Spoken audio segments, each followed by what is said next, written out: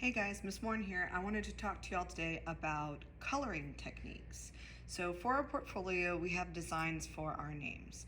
You want to plan it out in pencil first, have everything you want down, and then you want to start coloring it in. Now, for me, if I'm using markers, markers are big and bold, and I like to use them to outline. So I'm going very carefully, and then I pick up my marker and I change direction, going very carefully. One direction at a time, keeping those lines nice and straight. So on a straight line, you really want to pick up your marker.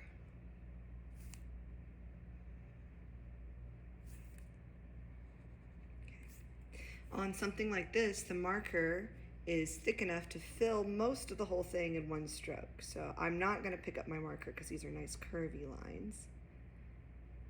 So much.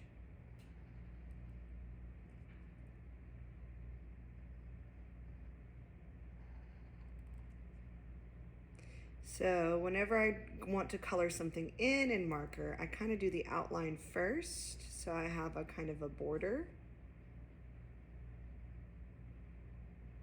And I carefully go through going the same direction as my other lines and kind of fill in the empty areas. Now if I wanted a little bit of a shine effect on these, I can leave a little sliver of white at the top, and it kind of makes it look like light is reflecting. But notice I didn't color in all crazy different directions. I went very carefully, and I'm drawing in the same up and down directions, kind of going with the rest of the letter. Okay. So for colored pencil, I often like to use colored pencil for shading and creating gradients and coloring in. So I'm actually going to get a couple shades of green and some yellow.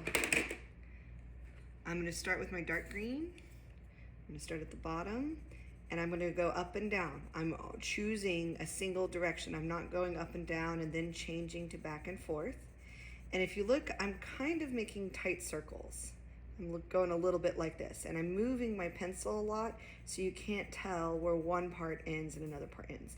Now I'm going to press pretty hard at the bottom, fill in all those little kind of like white speckies, all the texture, and then I'm going to do the same at the top. Kind of really color that in. Now if you wanted to do a gradient where it like slowly gets lighter, you're going to lighten up your pressure. So I'm moving my pencil real fast, and it will kind of lighten the next row there. If you want it to fade out more gently, you can kind of blend the area where it gets a little bit lighter.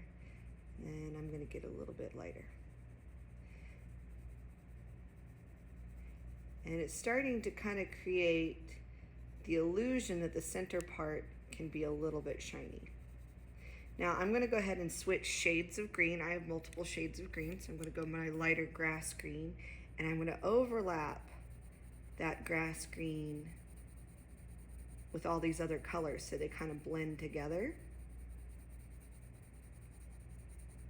I'm going to press kind of hard here, and just like the other green, I'm going to lighten up towards the middle.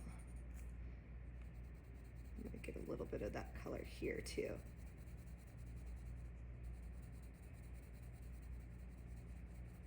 And I'm going to go from the top, and I'm going to do the same.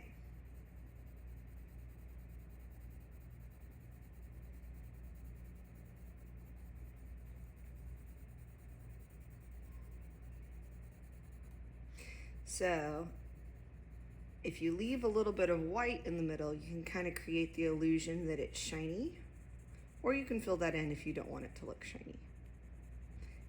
Fill it in a little bit at the sides. Now, what I don't really want to see, and I'll do it over here, is you start coloring in this way, and then you start going that way. You do really big marks. Did you see how tiny over here I kept my marks? When I colored it in, I went little and just moved my pencil a lot. I didn't go big with my coloring in. So that's how you keep it looking nice and neat and not messy and crazy. Now I'm going to show y'all on like your rounded letters how to kind of make it look more rounded and curved around. So when I'm coloring it in, I want to kind of curve with my shape, and that will make it look more dimensional.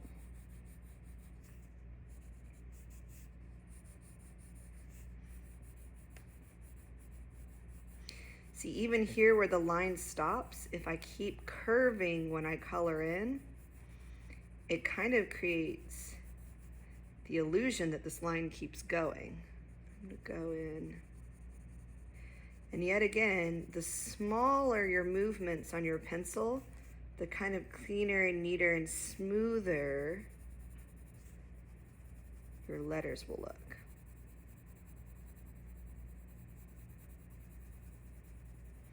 You can accomplish kind of the same idea with crayon. It shows up a little bit with marker, but not as well. This crayon's got some stuff on it. There we go. But if you keep kind of curved, if you kind of wrap around your shape and curve it as you color it in, it will make it look more rounded.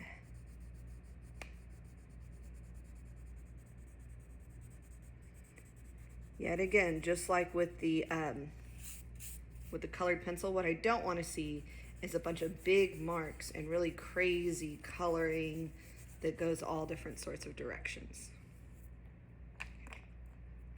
So same thing, if you kind of want to do some shading on like a three-dimensional object, you need to pay attention to where you think your shadows will be. So if my light was shining up here, this part would be hidden, so that part would be dark, dark, dark.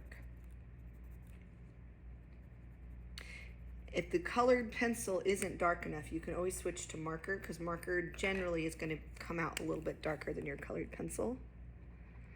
I think I'm going to outline this one too. So yet again, marker, if you go in the same direction, it's going to look a lot nicer and cleaner than if you went crazy, crazy and changed direction. So if I wanted to color in an area on here, outline it real quick, go very carefully.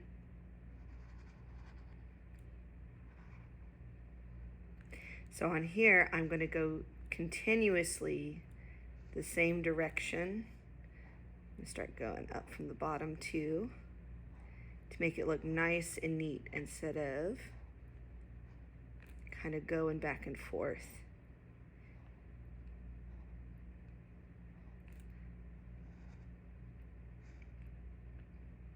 I'm going to draw a line here so I can kind of fill that in. Go back through, get my any little white spots that I missed.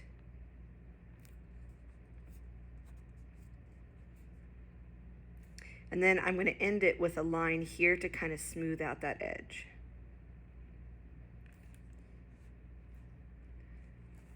Okay, so there's some basic coloring techniques.